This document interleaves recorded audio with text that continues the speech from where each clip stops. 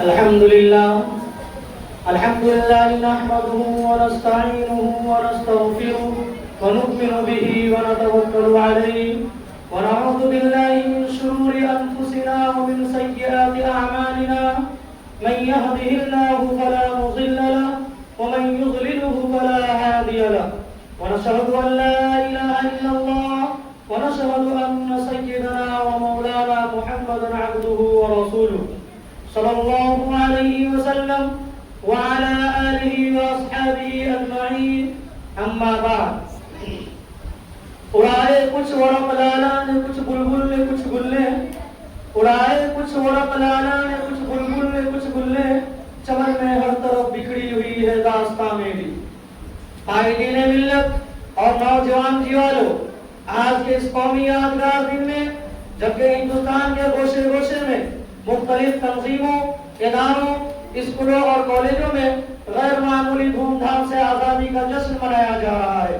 غلام ہندوستان کی داستان اور آزادی کی کہانی سنائی جا رہی ہے مجاہدین آزادی کو خراج عقیدت پیش کیا جا رہا ہے ایسے وقت میں ہمیں بھی ایک طرف اپنے اسلاف کی قربانیاں یاد آتی ہے تو دعائیں مغفرت کے لیے ہاتھ خود بخود اٹھ جاتے ہیں دوسری طرف جمہوریہ ہندوستان کے مسلمانوں کے دردناک واقعات اور ظلم و ستم کی رونق سامنے آتی ہے تو خون کے آنسو نکل پڑتے ہیں اور دل سے ایسی آہ نکلتی ہے کہ اگر ہمارے اسلاف و اکابر کو اس کا تصور بھی ہوتا تو خدا کی قسم وہ لوگ کبھی اس ملک کو آزاد کرانے کے لیے اتنی بڑی قربانیاں نہ دیتے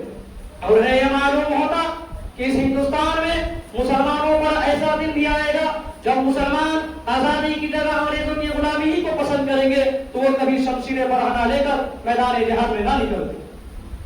انہیں کیا معلوم تھا کہ جس ہندوستان کے آزادی کے لیے بالا کوٹ کی پہاڑی پر سید احمد شہید اور شاہ اسماعیل شہید رحمۃ اللہ علیہ نے اپنی جان دی ہے انہیں کیا معلوم تھا کہ جس ہندوستان کی آزادی کے لیے شاملی کے میدان میں علماء دیوبند توپوں کا نشانہ بنے ہیں انہیں کیا معلوم تھا کہ جس ہندوستان کی آزادی کے لیے شیخ الہند اور شیخ الاسلام کا لاپا نہیں گئے انہیں کیا معلوم تھا کہ جس ہندوستان کی آزادی کے لیے شیخ الہند حضرت مولانا حسین احمد مدنی رحمۃ اللہ علیہ پر سوٹ وارنٹ ہوا ہے انہیں کیا معلوم تھا کہ جس ہندوستان کی آزادی کے لیے صرف اور صرف 1857 عیسوی میں 51,000 علماء کرام شہید ہوئے ہیں انہیں کیا معلوم تھا کہ جس ہندوستان کی آزادی کے لیے دہلی کے چاندنی چوک سے لے کر خیبر تک کے درختوں پر علماء کرام کی گردنیں لٹکائی گئی ہے انہیں کیا معلوم تھا کہ جس ہندوستان کی آزادی کے لیے علماء کرام کو برہنہ کر کے آگ کے اندروں پر ڈالا گیا ہے اسی ہندوستان میں مسلمانوں پر ظلم و ستم کا پہاڑ ٹوٹے گا انہیں حقوق سے محروم کیا جائے گا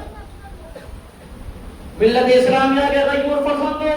اس ملک کو آزاد ہوئے 79 سال ہو گئے ہیں لیکن ان 79 سال دور آزادی میں ارباب حکومت نے مسلمانوں کے ساتھ کس طرح غیر مساویانہ رویہ اختیار کیا ہے ظلم استبداد کے کون کون ہتھیار استعمال کیے ہیں اس کی درد بھری داستان ہے سینکڑوں فسادات کی تاریخ میرے سامنے ہے جسے یاد کر کے کلیجہ منہ کو آتا ہے زبانیں گم ہو جاتی ہے پاؤں تلے زمین کھسک جاتی ہے کہ ہائے یہ کیسی آزادی ہے جہاں مسلمانوں کا دارمان محفوظ نہیں ہماری عزت و آبرو پر شرخون مارے جا رہے ہیں ہمارے حقوق کو پامال کیا جا رہا ہے ہماری آبادیوں کو ویران کیا جا رہا ہے ہماری مساجد و مساجد کو مسمار کیا جا رہا ہے ہماری خانقاہوں مدارس پر بنیاد پرستی کا الزام لگایا جا رہا ہے شاعر اسلام کے جمع سے نکالے جا رہے ہیں قبرستانوں پر غاصبانہ قبضہ کیا جا رہا ہے لاؤڈ اسپیکر پر اذان کے خلاف مقدمہ بازی ہو رہی ہے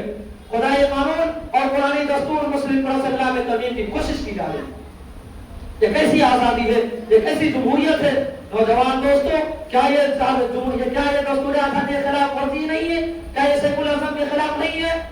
کہ جمہوری ملک میں کسی کے مذہبی معاملات میں مداخلت کی جائے آج آزادی ہندوستان میں یہی ہو رہا ہے ہم سے مذہبی آزادی چھینی جا رہی ہے مسلم پر صلی اللہ علیہ ترمیم کی کوشش کی جا رہی ہے ہم حکومت کے ایوانوں تک یہ آواز پہنچا دینا چاہتے ہیں کہ مسلمان سب کچھ برداشت کر سکتے ہیں مگر مسلم پر صلی اللہ میں ذرہ بڑا مدافعت برداشت نہیں کر سکتے ہم اپنی جانوں کی بھیٹ چڑھا دیں گے مگر اگر خدائے قانون اور رازدار قرآن دستور مسلم پر صلی اللہ میں ترمیم نہیں ہونے دیں نوجوان جانو ایک ناقابل انکار واقعہ ہے کہ اس ملک کو آزادی سے مسلمانوں ہی نے سرفراز کیا ہے مسلمانوں ہی کی قربانیوں کا صلہ ہے کہ آج ہمارا ملک آزاد ہے لیکن اس کے باوجود ہم سے وطن پرستی کا سوال کیا جا رہا ہے ہم بتا دینا چاہتے ہیں کہ ہم ہی اس ملک کے وفادار ہیں اس دیش کے چپے چپے پر ہمارا حق ہے اس ملک کے ذرے ذرے پر ہمارا حق ہے